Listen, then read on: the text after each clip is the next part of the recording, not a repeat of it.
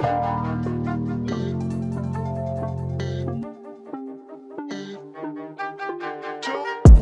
Podcast, Monday, May 12th. Happy post-Mother's Day weekend, Dion.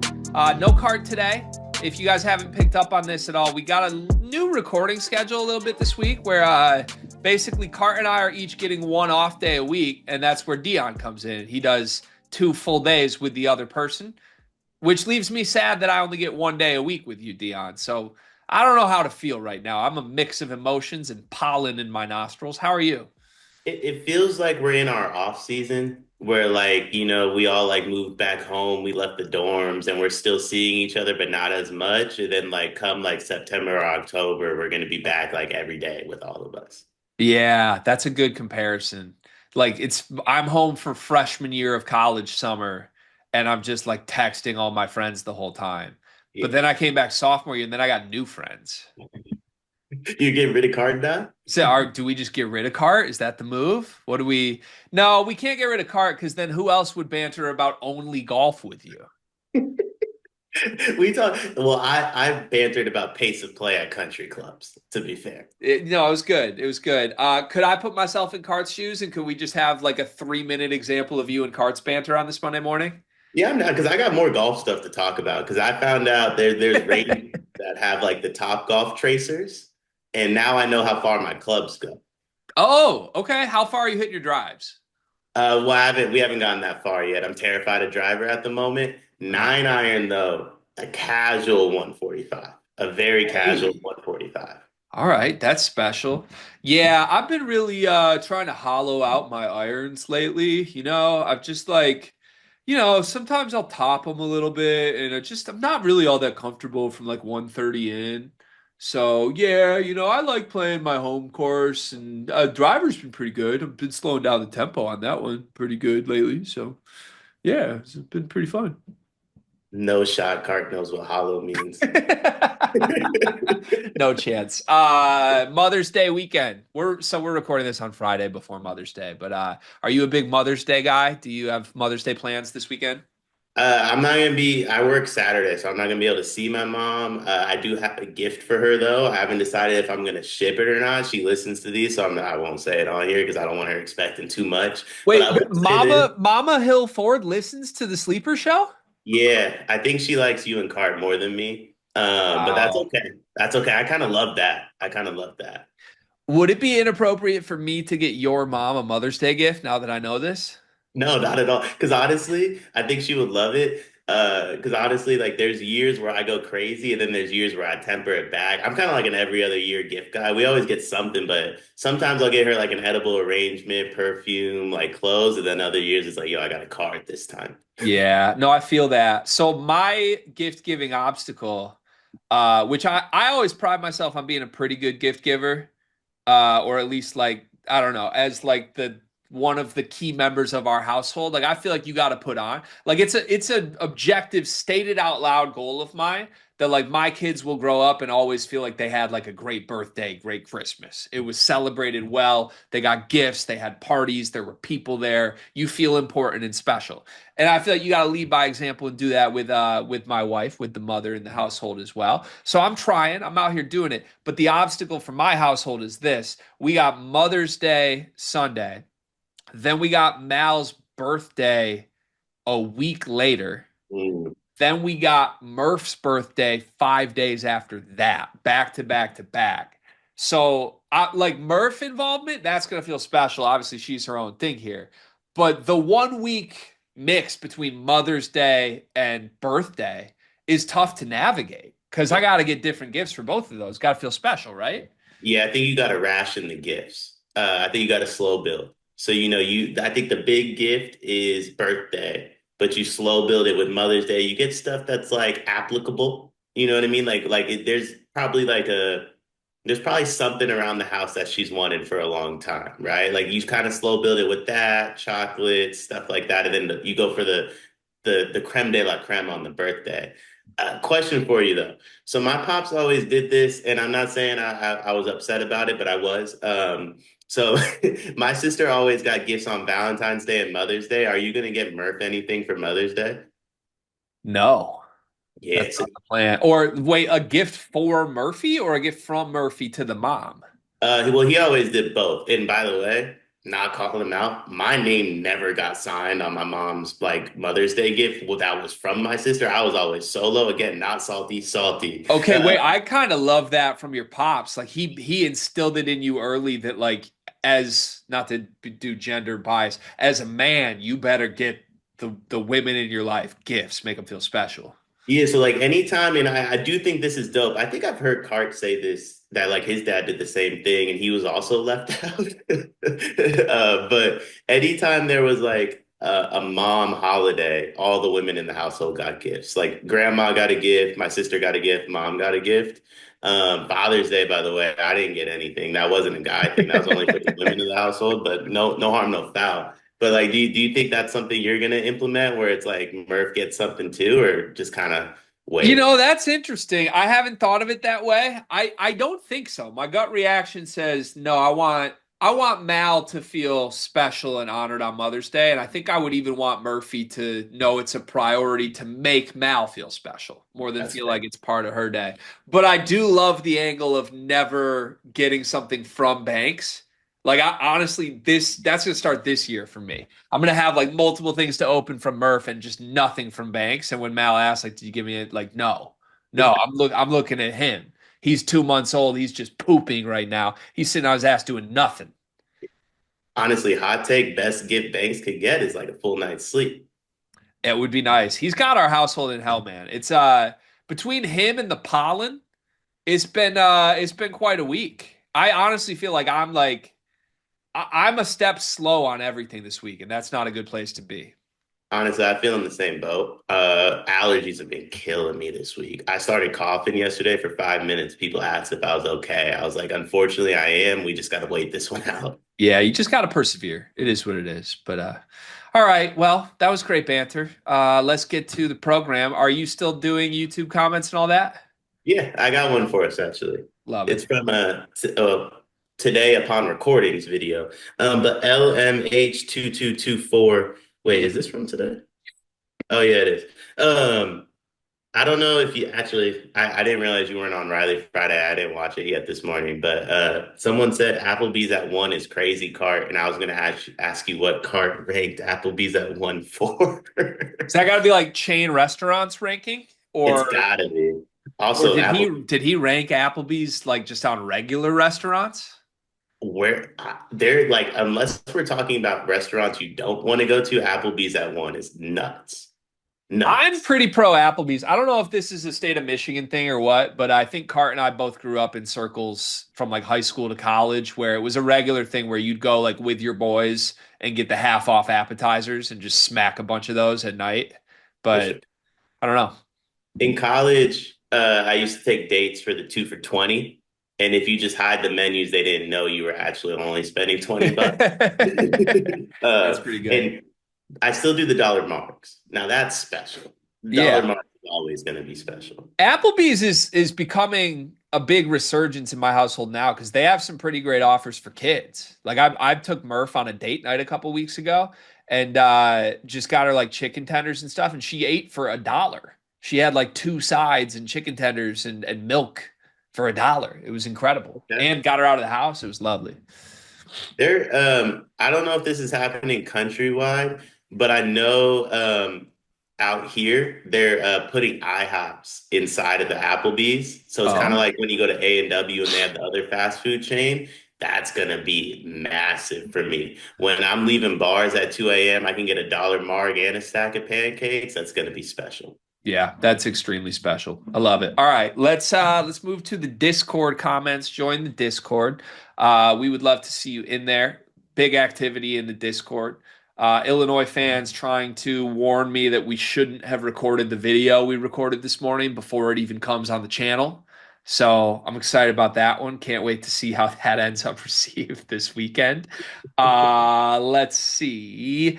Do you want to do comments or do you want me to do comments? Yeah, I can do comments. Okay, I don't know where we left off because I didn't listen to yesterday's episode yet. I'm assuming since you weren't on it, did they record at night again this week?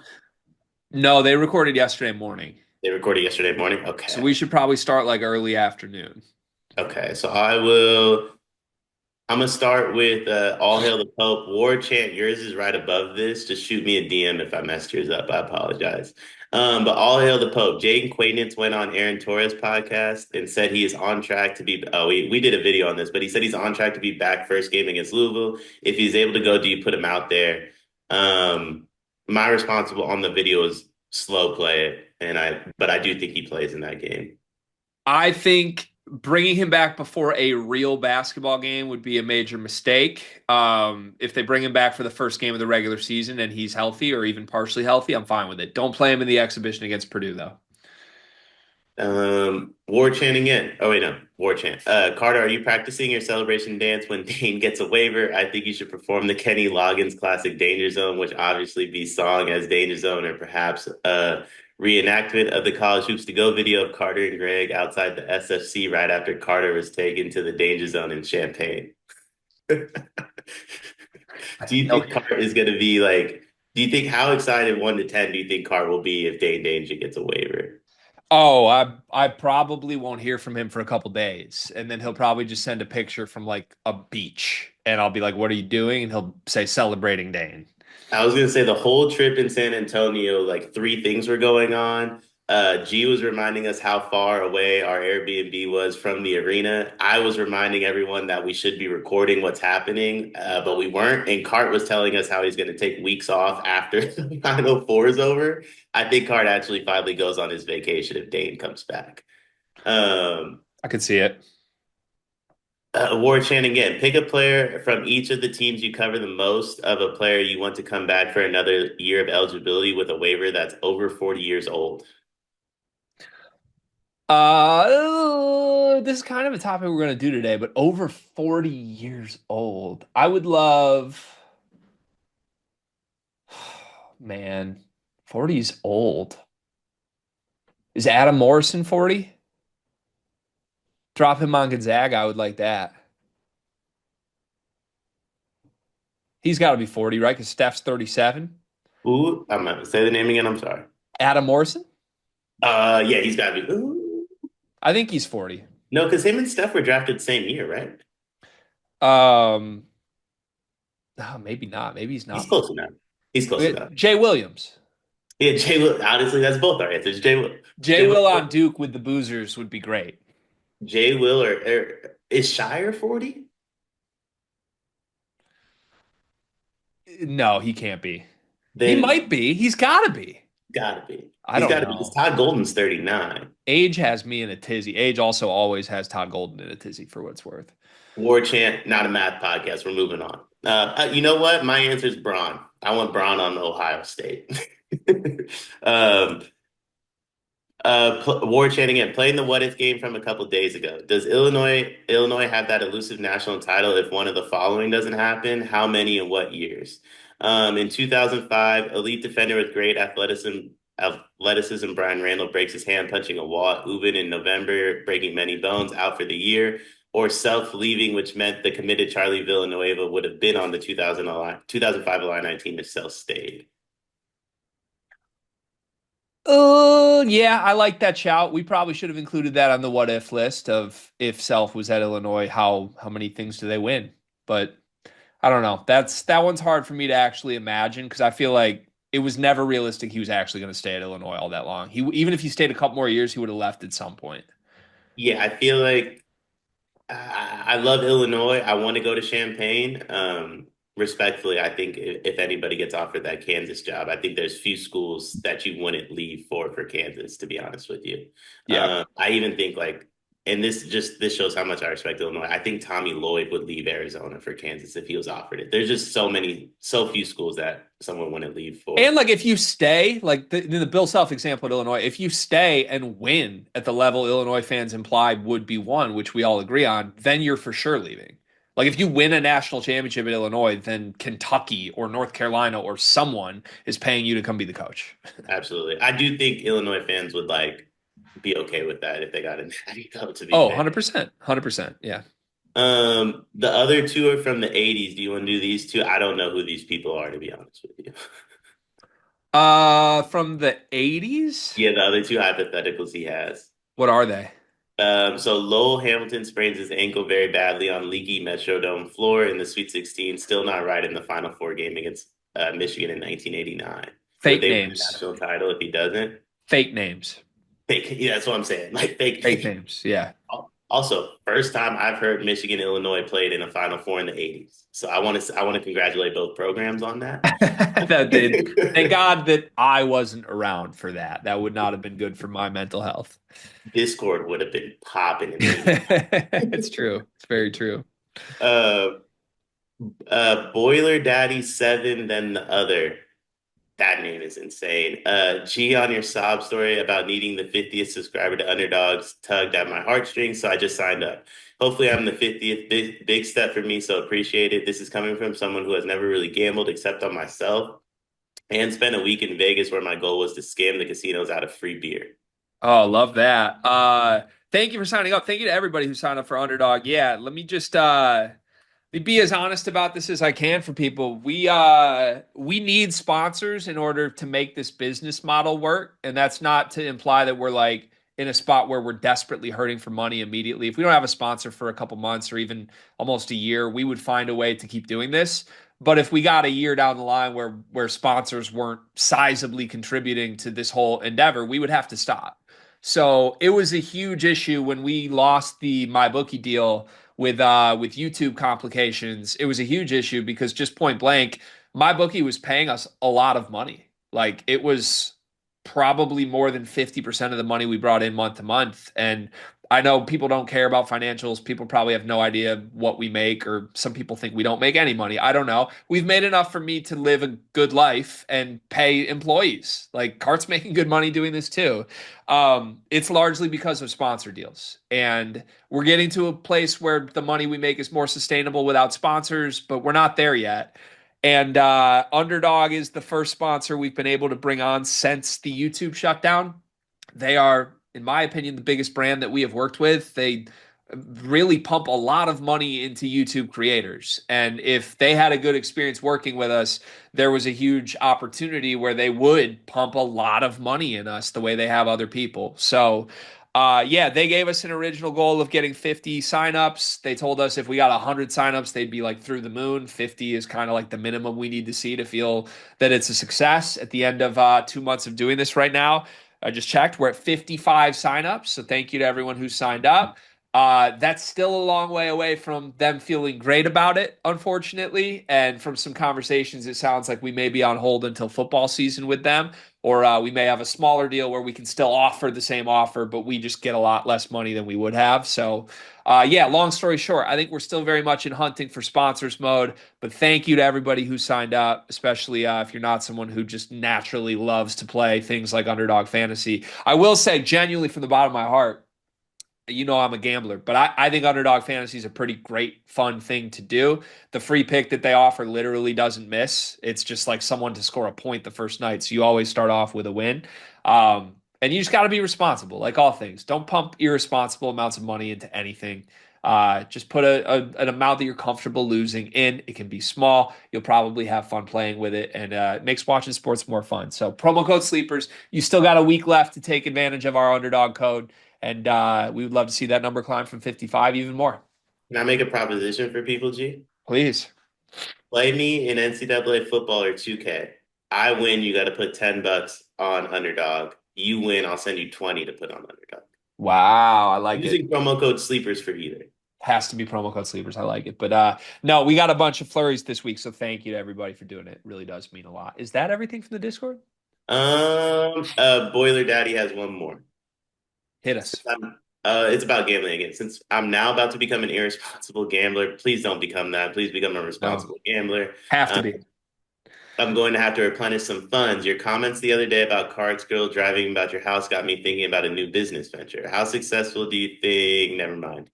Um, business Boiler Daddy would probably be successful, not one we want to put on the channel though. So good luck to you. Oh, now I got to read the comments. Now I'm curious what it was. I mean, let me know what you think. We might be able to read it, but business would probably be okay Oh there. yeah. No, we're gonna stop. We're not gonna read that one. But I like the creativity. It's a great offer. Join the Discord if you want to see what his offer was. I'm intrigued. All right. That's a great week of comments. Thank you everybody for that. Starting us off on the right foot on a Monday. I just told you about Underdog. Promo code Sleepers, up to $1,000 bonus as a first-time depositor and a free pick.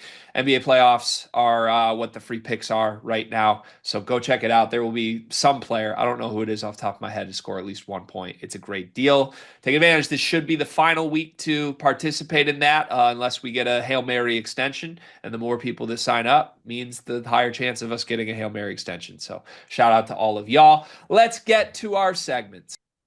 Topic one today, as waivers are starting to get granted. We saw Devin Cambridge get a waiver, and I'm forgetting who the first guy was that got a waiver last week that we did a video on. But there's a bunch of like sixth, seventh year guys getting that medical hardship waiver. I want to come up with our list of the top 5 players that we want to see get their waiver granted by the NCAA and get one more year in college basketball. Quick rules on this. I think we can stretch the imaginations here and do whoever we want. Doesn't have to be someone who has publicly asked for a waiver, but bonus points if they do.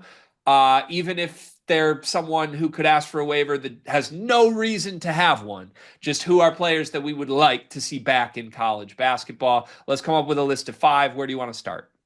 So they had to play last year. Yeah, I think it's got to be, or I guess they could have been injured last year, but somebody with eligibility last season. So I can't say like Draymond Green or anything like that. No, got to be players that currently could theoretically get one more year. Well, Draymond Green versus Chad Baker Mazara at the Breslin would be I special. mean, yeah, we could set that up years down the line. I feel like the same way we had like Gilbert Arenas and Pat Bev trying to play one-on-one, that'll come. I mean, my number one, did you just want to go back and forth till we get five?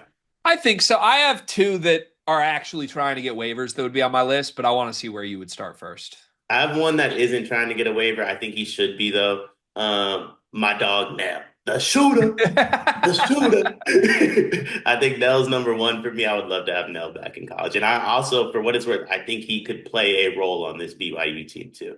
I 100% agree. I think it like BYU desperately needs something like that, and it would be massive for them if that's exactly what they got. So I love that shout. He should be on the list. Do you want my 2 that I think are trying to get waivers? Can I guess one of them? Yeah. It's not Dane, right? Or is it Dane? It's not Dane. Cart would put him on the list. Maybe we should put him on our list just as an honorary guy. But you want to put Dane on the list? I'll throw Dane on the list as one of my picks for you. I'll add Dane for And me. like Dane and Doug McDaniel together is so fun. So I'm game for that. I would like to see that. Okay, Brooks Barnhizer is awesome. And he was rumored to like sneak to Purdue if he got a waiver. I don't think that would happen at this point. He kind of publicly said, I'm coming back to Northwestern if he gets a chance. But I would love to see one more year of healthy Brooks with Nick Martinelli in the Big Ten. That'd be a force.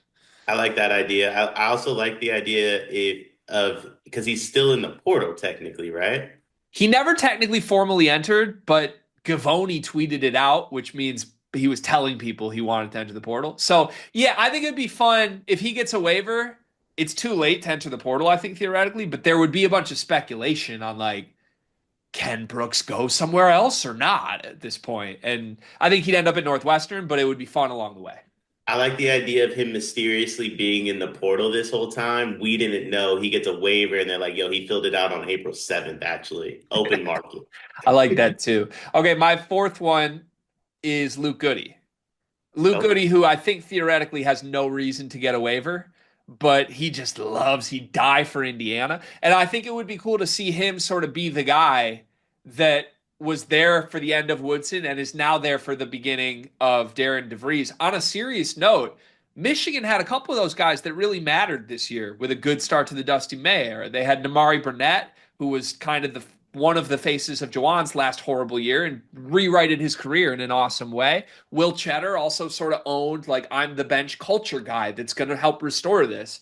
I think Luke Goody cares and would really help that with Indiana. And I just love Luke Goody. We had him on the draft show. He's a great guy and he wants to play college basketball. Let's let him do it.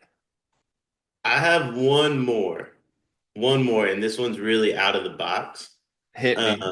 But I think he's really good, and I think he would actually be. He's a guy that like is in the portal, and I think he would subsequently have a lot of takers. Ante Brzovic, the Oh dude from yeah. Boston. If he got a waiver, I think, and he's in the portal, I think we're talking about like a $2-3 million player by the end of it. Yeah. I completely agree. He would have been one of the best players in the portal. So I think it has to be. Okay, there's our list. Five guys we want to see waivers. Ball in your court, NCAA. So we did a tier maker finally. Everyone was asking us for that, and it was fun. And then in the comments, like a couple of the first comments were just like, this sucks, which cracked me up. And then a couple other comments were like, next time do the pyramid.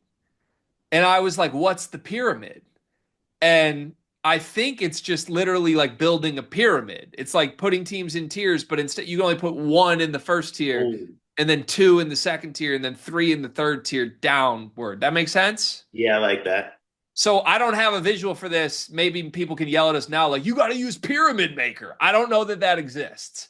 But we're going to go no visuals on this. And I want to build the college basketball pyramid for next year, knowing we have to put one team at the top, then two, then three, then four. Let's do 5 levels to the pyramid.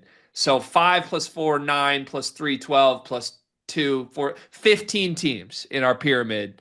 How do we want to divvy this up? Do we want to start from the top and go down?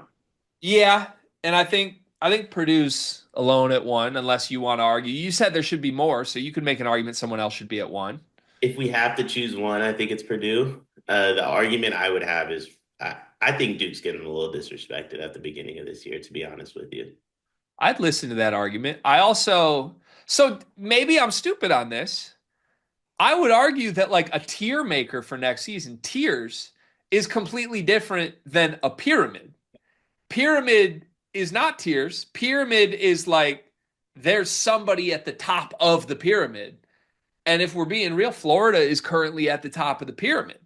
That's fair. I mean, if we're being even more real, pyramid wise, Houston probably has to be above Purdue too, because you're chasing Houston. But it is a pyramid for next season, which isn't last season, which I guess contradicts my Florida thing. So I don't know, Dion, steer this one. Who should be at the top of the pyramid for next season?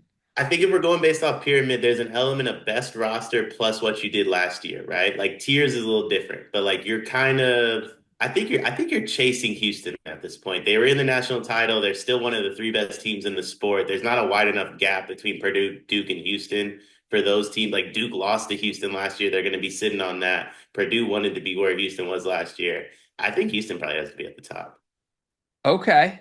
Okay. Betting favorite is Purdue, but I'll let you have Houston at the top. That's okay. All right. Just So from a pyramid standpoint, I just have a from a Purdue pyramid Houston. standpoint, I see the argument like they were there and they still are there. Okay. Houston at one. So now there's two teams in the second. It's got to be teams chasing. It's got to be Purdue And Duke. and Duke.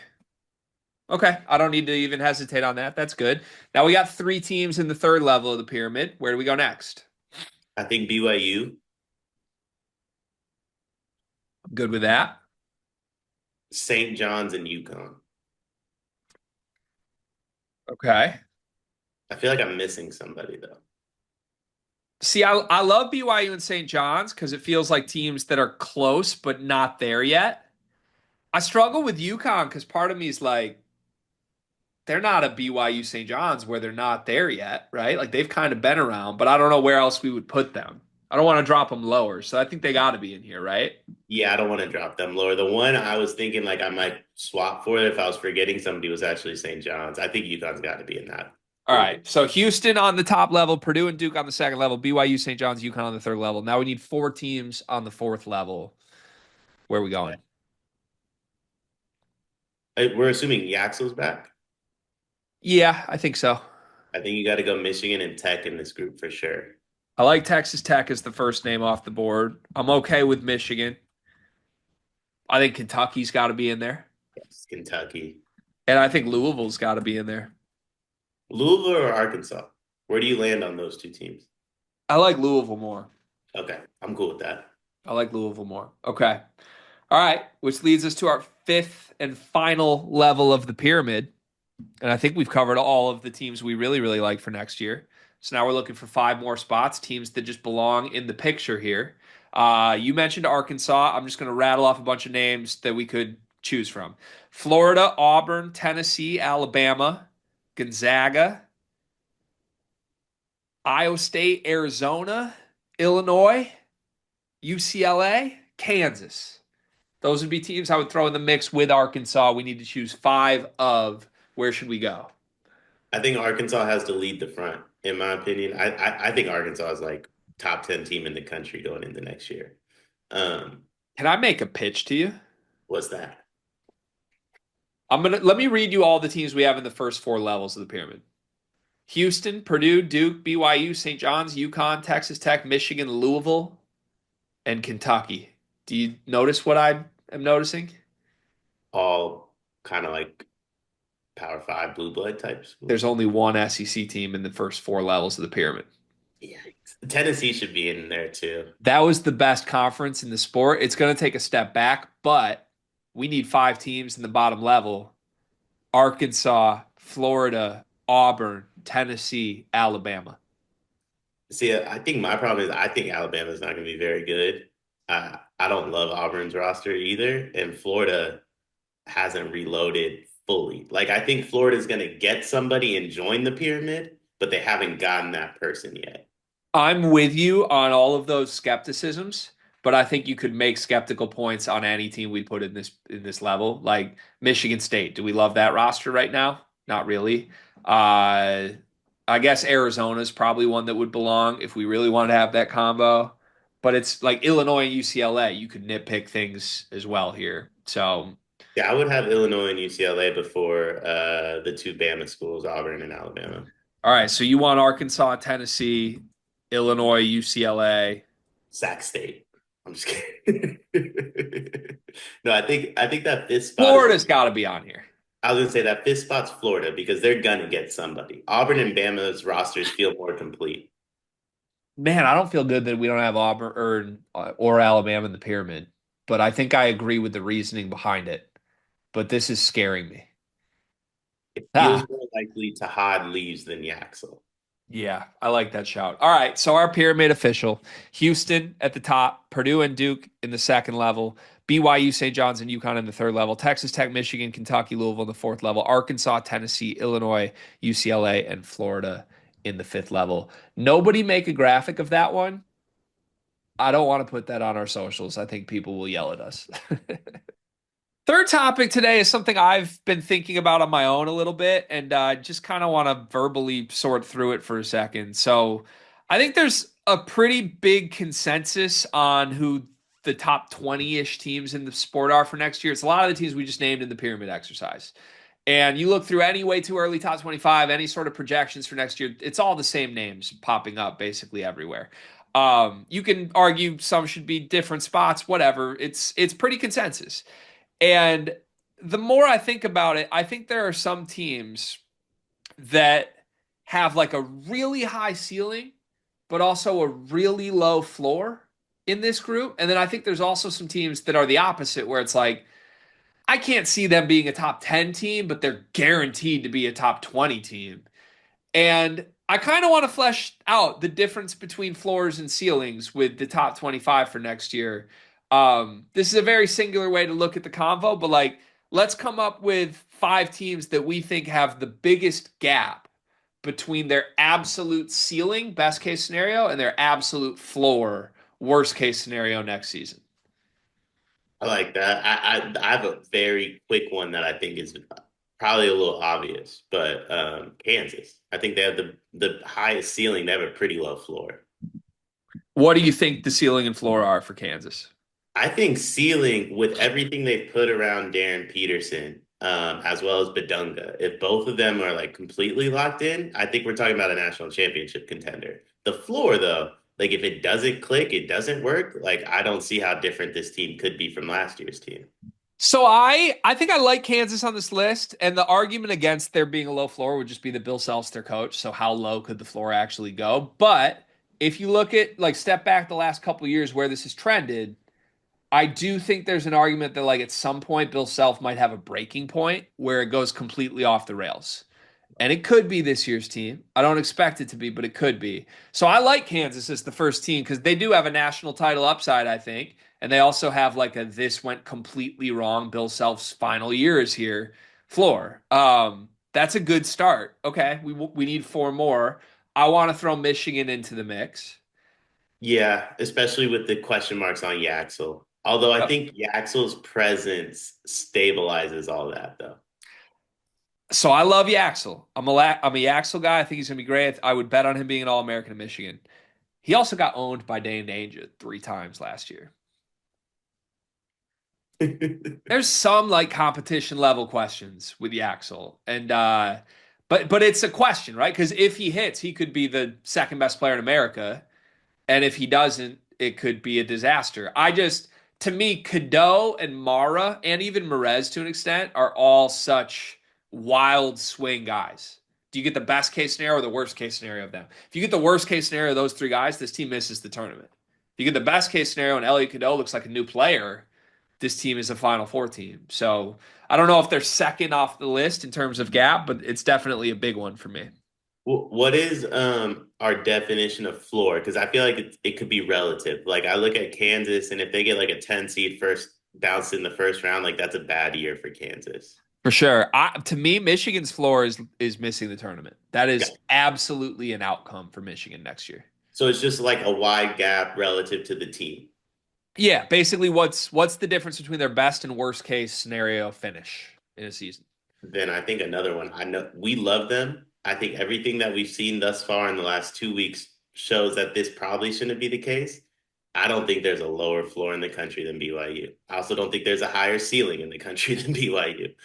What do you think the floor is? Because I would say there are teams with lower floors than BYU in the top 25, but it absolutely could go wrong for them. Somebody on Twitter compared them to Rutgers the other day. I was gonna say I think the floor is DeBances checked out early January, come conference play, and I think that that's an issue. I don't think that's going to happen with everything he's shown since arriving to campus. But that's been the biggest question mark with AJ DeBanza for years, right? And I think if that's kind of their floor is if he just checks out of this early. I like that. I like that. Okay, BYU on the list. I think we got the three that I wanted most on this list already on the list. Looking for two more. Any other names come to mind? I have a couple I could float, but none I feel super great about. I don't feel great about this one, so I want to float it to you. But UCLA, I think that roster is clunky. I Ooh, don't see the vision the way everybody else does. what's clunky? Because I love the vision for the roster. I like the roster. I question the fits. I question how much spacing there's going to be. I question how much Donovan Dent's going to lock in on defense. I feel like Donovan Dent's going to want to play at a faster pace than maybe some of the Cronin teams typically do. Um, I just think it's a little clunky. I think it's going to take a little bit of time to gel. I think you're right. I think I mean they returned three starters from a team that was like good enough last year though. And they had like a just a way better point guard. It's hard for me to see it going like way off the rails, even if it is a little clunky. Um, I'll float a couple I like more than that, and I'll let you pick from there. I think the next one that would come off my list is Florida. And I get it's not great to throw the national champ on here, but here's the pitch for it goes way sideways for Florida. Xavier Lee is Aiden Mahaney. He just straight up can't play at the SEC level. That could be a possibility. It's not likely. It's like a 2% chance that happens. But Mahaney was like supposed to be a stud at UConn. I was screaming that he was going to be an All-American. And then within a week, it was like, no, I can't play him. And UConn very clearly had no point guard. Florida needs a second guy in that backcourt after losing Denzel Aberdeen. They're not going to get one. They're out of the Des Claude race. Like, it is entirely hingent on whether or not Xavier Lee's a really good player next year. The front court's going to be good, so they have some floor there. But like, if they just have no guards, that's not a competitive basketball team. And if Xavier Lee's a first team All SEC player, they're a top three team in the sport. You know? I agree. Also, if they come up with $7 million for Boogie Flan, that could change things too. Apparently, that's just the richest price tag ever. I have one more that I really like. I'm curious how you feel about it. St. John's. It was them or Louisville for my fifth spot, and I think I trust the talent on Louisville more than St. John's is. I think the talent on Louisville is a lot more proven. I think Ian Jackson has question marks. I think Sanon has question marks. I think Bryce Hopkins have question marks. If all three hit, I think you're looking at two of the three being first round picks and Bryce Hopkins playing in the NBA at some point. If they don't hit, I think they're back in college for another year and probably not at St. John's. I like that. All right, St. John's at 5. So our 5 teams with the highest gap between their ceiling and their floor: Kansas 1, Michigan 2, BYU 3, Florida 4, St. John's 5. One big thing presented by Underdog Fantasy. Use promo code Sleepers, get up to $1,000 and a free pick. Go check it out. What you got today? One big thing, adversity. Steph's hurt. Our backs are against the wall. We got to be different. See you at the crib tomorrow, Minnesota. Ooh, I love that shout. All right. Hope that comes exactly where we need it to, Dion. My one big thing, once again, is to choose your own adventure. Would you like random, wholesome, or a product? Random. No, no, wholesome. It's Mother's Day weekend. It's Wholesome, Mother's yeah, Day. good call. So Murph's been doing this really cute thing lately where she's like super verbal. We're honestly kind of scared of it. She's talking way more than she's supposed to at this age, and she gets together with friends that are like a month older or a month younger, and most of them just like quietly play the whole time. And Murph narrates everything she does. Like she's more verbal than I am, so it's kind of scary.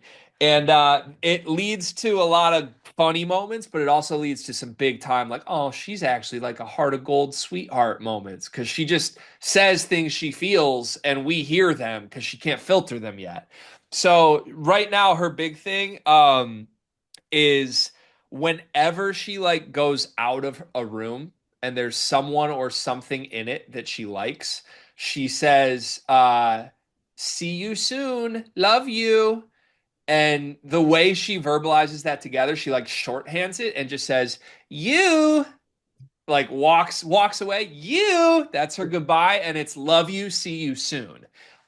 She says it to me. She says it to Mal. She says it to Banks. She says it to our dog. She says it to her toys when she leaves the room. And she's just the sweetest girl. I absolutely love it. I think that's awesome. Very cute. Also, love that she's already dominating the playground. Love that. Love that. She's a vocal leader to a detrimental point. We're gonna have to figure that out. But heart of gold, she's got good intentions, so that's a good thing. Tough look for anyone she ain't saying that to, though. Straight up. Extremely Tough. true. That's the show. This was fun. We'll see y'all tomorrow.